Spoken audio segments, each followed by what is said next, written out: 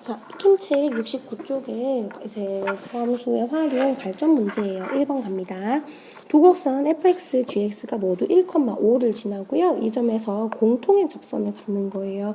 자, 그럼 둘 다 1,5를 지나니까 뭘 할 수 있어? f1 값은 얼마예요? 1에서 이 함수 값은 5가 돼야 되겠지. g1도 뭐가 돼야 돼? 그렇죠. 5가 되는 거예요. 그러면은 f1이 5라고 했으니까 실제로 1을 대입하면 되겠네. 그러면 1을 제곱 더하기 a 곱하기 1 얘네가 얼마가 돼야 돼? 5가 돼야 되는 거예요. 그럼 a는 얼마가 돼요? 4가 되겠죠. 됐습니까? 자, G1도 가봅시다. x자리에 1을 그대로 집어넣어요. 그럼 1의 세제곱 더하기 b 곱하기 1 더하기 c가 얼마가 돼? 5가 되는 거야. 그래서 b 더하기 c는 얼마가 돼요? 마찬가지로 4가 돼야 되겠지요. 자, 그런데 공통인 접선을 갔는데, 자, 그러면은 접선이 공통이려면 우선은 기본적으로 뭘 만족해야 되겠어요? 접선이 같아야 되니까. 그렇지. 접선의 기울기가 같아야 되겠죠. 근데 접선의 기울기는 또 뭐랑 같았어? 잘 연결되면 좋겠다. 미분계수랑 같았죠? 그러니까 1에서의 f의 미분계수와 1에서의 g의 미분계수가 또 같아야 되는 거예요. 자, 그러면은 이것들을 구하고 싶어. 자, 근데 f'x는 얼마로 나와요? 2x 플러스 a로 나오지. 근데 우리가 아까 a 얼마라고? 4라고 구했어요. 그래서 이런 식이 될 거예요. g'x는 어떻게 구해져? 미분을 하면 3x 제곱 더하기 b c는 없어지게 되겠죠. 그러니까 이런 식이 되는 거야. 그럼 f'1 그대로 넣어보자. 얼마가 나와요? 2 곱하기 1 더하기 4니까 얘는 6인 거예요. g'1은 x자리에 1만 넣어주면 되겠다, 맞지? 그래서 얘는 3 더하기 b예요. 근데 접선이 일치해야 되니까 접선의 기울기도 같아야 되겠지. 그래서 3 더하기 b가 6이랑 같아야 돼. 그럼 b는 얼마야? 3이 되겠지. c는 얼마야? 1이 되겠지. 따라서 a, b, c 값 모두 구하셨네요. 자, 2번 문제 갑시다. 최고차항의 개수가 1인 3차 함수 fx가 다음 조건을 만족하는 거예요. 자, 이때 물음에 답하여라 라고 얘기를 했어요. 자, 1번 함수 fx를 구하여라 라고 되어 있는데 사실 이 문제는 많이 풀면 익숙해져서 바로 보이실 거예요. 그런데 우린 천천히 가보자. 자, 지금 제시되어 있는 조건은 뭐가 있어요? f1이 0이에요. 됐습니까? 자, 그러면은 fx식은 어떻게 나오겠어요? x-1이라는 i를 인수로 갖게 되겠지요. 됐습니까? 자, 그러고 나서 나머지는 또 다른 뭐 애들이 있겠지. 그래서 x제곱 더하기 ax 더하기 b라고 얘기를 해보자.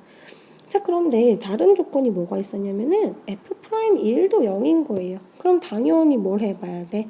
이걸 미분을 해봐야 되겠죠. 그럼 미분해보자. 그럼 곱의 미분법 기억나시죠? 앞에 거 미분하고 뒤에 거 그대로, 그리고 앞에 거 그대로 뒤에 거 미분, 이런 식으로 가는 거예요. 자, 근데 x자리에 1을 넣어보자. 자, 그러면은 앞에 거는 1 더하기 a 더하기 b가 되겠지. 뒤에 건 뭐가 돼요? 0이 되는 거예요. 그래서 이게 0이에요. 헐, 그러면은 어떤 일이 벌어지는 거야? x제곱 더하기 ax 더하기 b라는 식도 마찬가지로 1이 들어가면은 0이 돼버리는 거예요. 그러면은 얘는 어떻게 인수분해 되는 거야? 얘도 x-1, 아이고 글자가 이상하다. 아이고 죄송해요.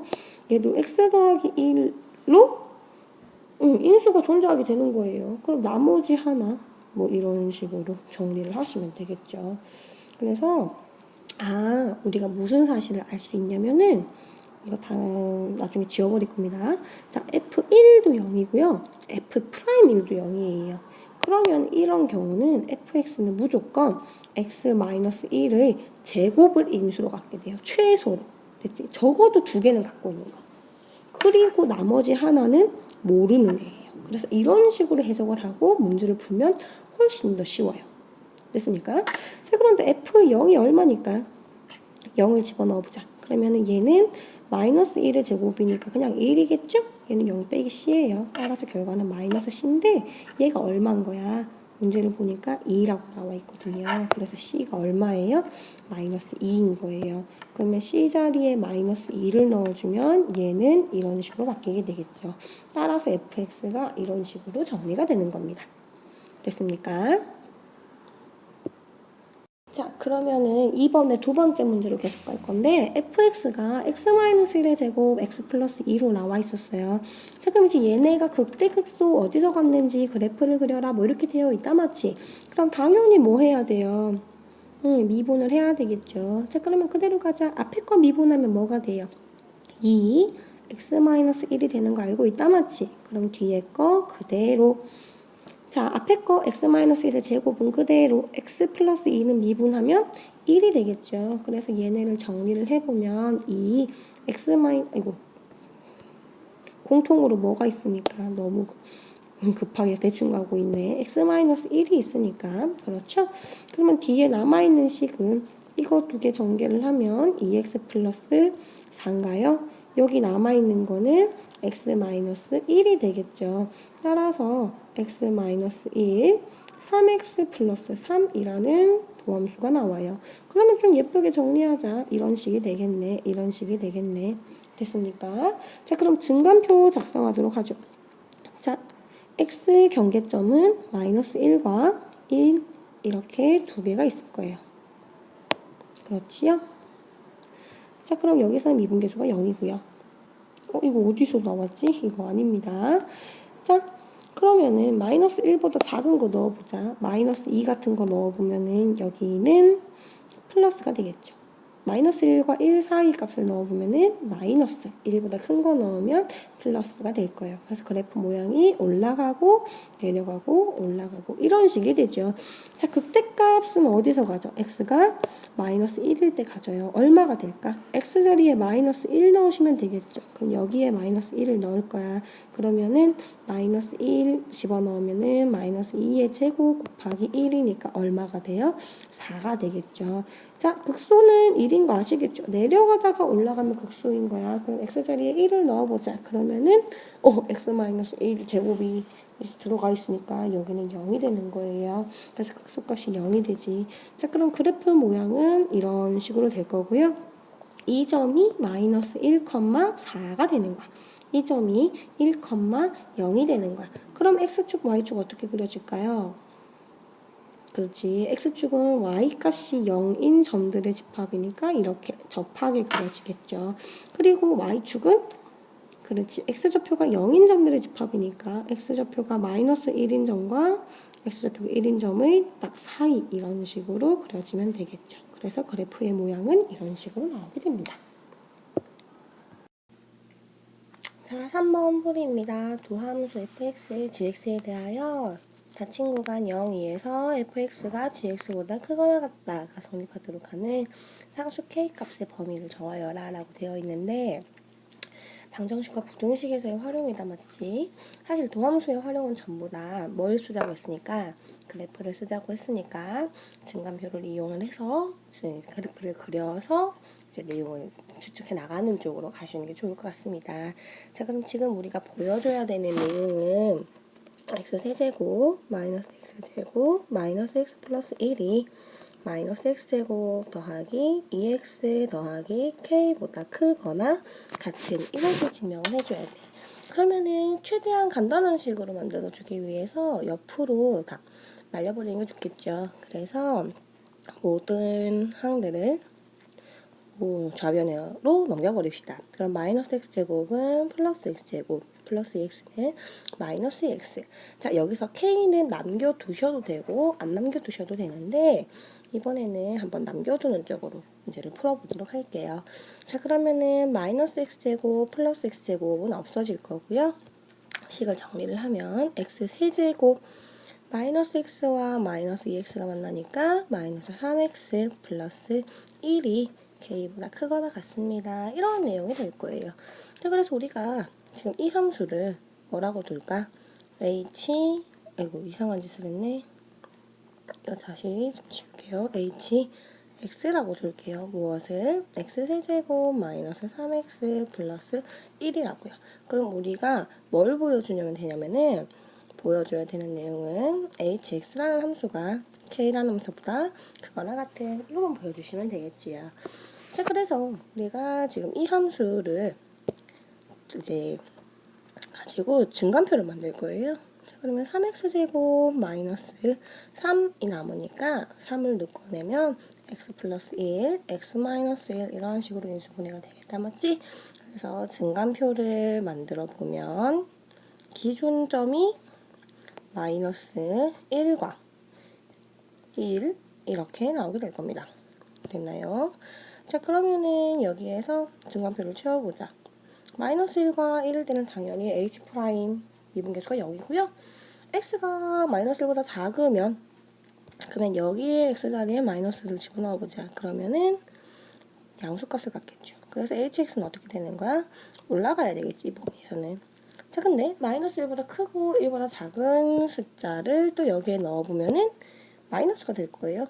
그러면 h 함수는 여기서 내려가야 되겠지. 같은 방식으로 증간표를 채워보시면은 이런 그래프가 될 겁니다. 자, 그럼 아직 빈칸이 남아있는데 x가 마이너스 1일 때 h 함수값은 얼마가 될까? 그럼 이제 어디에 넣어요? 그렇지, 이 부분에 넣어야 되겠죠. 이 파랑 색깔 식에다가. 자, 그래서 x자리에 마이너스 1을 넣어보면 마이너스 1 플러스 3 플러스 1이니까 얼마가 돼요? 3이 되나요? 맞습니까? 자, 1을 넣어보자. 1 마이너스 3 플러스 1. 그래서 마이너스 1이 되겠지요. 그럼 그래프 모양은 어떻게 그려질까? 이런 식으로 올라갔다 내려갔다 올라갔다라는 그래프가 되고요. 여기 극대점의 위치가 마이너스 1,3이 될 것이고 극소점의 위치가 1, 마이너스 1이 되겠지요. 자, 그러면은 x축은 당연히 어디 있게 되겠어? 이렇게 있게 되겠죠. 왜냐면은 마이너스 1은 x축 밑에, 플러스 3은 x축 위에 있어야 되니까. 원점은 어디 있어야 될까를 봐야 되는데요. 자, 0, 뭐 시기를 지났는지를 봐야 되겠지. 자, 그럼 hx, x 자리에 여기에다가 또 x에 0을 넣어봐요. 그러면은 얼마가 나와? 1이 나오겠지. 그래서 0, 아이고 1을 지나야 돼요. 그림이 좀 너무 아슬하긴 한데 여기가 0,1인 점이에요. 그래서 그래프가 이런 식으로 그려져야 돼. 됐습니까? 자, 근데 이거 조금 수정을 합시다. 네, 올라갔어요. 자, 문제가 뭐라고 했냐면은 열린 구간 0이, 닫힌 구간 0이에서 얘가 성립해야 된대. 그럼 닫힌 구간 0이라고 한다면은 여기부터 어디까지가 되겠어요? 2까지가 되겠죠. 이 대략 어딘지 모르겠는데 뭐 이 정도라고 생각을 합시다. 그럼 여기에서 봤을 때 얘가 K보다 크거나 같아야 되는 거예요. 그럼 Y는 K라는 그래프는 이렇게 그려지는 거야. 그럼 K가 마이너스 1보다 어떻게 되면 되겠어요? 작기만 하면 되겠죠. 자, 근데 이런 식으로 K가 마이너스 1이 돼버리는 거야. 그러면은 HX가 K보다 크거나 같다라는 등식이 성립을 하나요? 그렇지. 여기 잘 보시면은 등호가 들어가 있는 거예요. 그러니까 K가 마이너스 1이 되어도 전혀 무리가 없죠. 그래서 K 값은 마이너스 1보다 작거나 같다. 이런 식으로 나오셔야 되겠지요. 이해되십니까? 지금 화면이 너무 좁아가지고 내용이 잘 설명이 됐는지는 모르겠는데 우선 그래프를 그린다라는 게 중요하고요. 그 다음에 그 구간에서 어떤 부등식이 성립을 하려면은 내가 취할 수 있는 값이 범위가 어떻게 돼야 되는가 이것을 잘 판별하는 그 마지막에서의 과정만 잘 해결하시면은 이 문제 풀이는 건 그렇게 어렵지는 않을 것 같습니다. 4번 문제는 조금 어렵게 느껴지실 수도 있고 아닐 수도 있을 것 같아요. 잔잔한 연못에 돌을 던지면은 동심원의 파문이 생긴다 이런 얘기예요. 돌 던지면 이렇게 되잖아요. 됐습니까? 자, 그런데 가장 바깥쪽 파문의 반지름의 길이가 매초 10cm의 비율로 커진대요. 자, 그럼 1초일 때는 몇 cm야? 10cm. 2초일 때는 그렇지 20cm. 3초일 때는 30cm 이런 식으로 가겠죠. 자, 그럼 t초일 때는 몇 cm일까? 당연히 10tcm가 되겠죠. 그래서 t초일 때 반지름 R은 뭐라고 얘기를 하면 될까? 10t입니다. 이렇게 얘기를 하시면 되겠지요. 됐습니까? 자, 그런데 지금 문제는 넓이의 변화율을 물어본 거예요. 그럼 넓이를 t에 관한 식으로 나타낼 수 있겠죠. 자, t초의 이제 원의 넓이는 얼마가 될까? 파이 r 제곱이죠? 근데 r이 얼마니까? 10t니까 10t의 제곱이 되는 거야. 그래서 100t 파이, 아이고, 100파이 t 제곱이 되겠죠. 제가 영어를 잘 못해서요. 자, 이렇게 된 거예요. 근데 지금 문제는 변화율을 물었으니까 얘네를 미분한 값을 묻고 있는 거예요. t가 얼마일 때?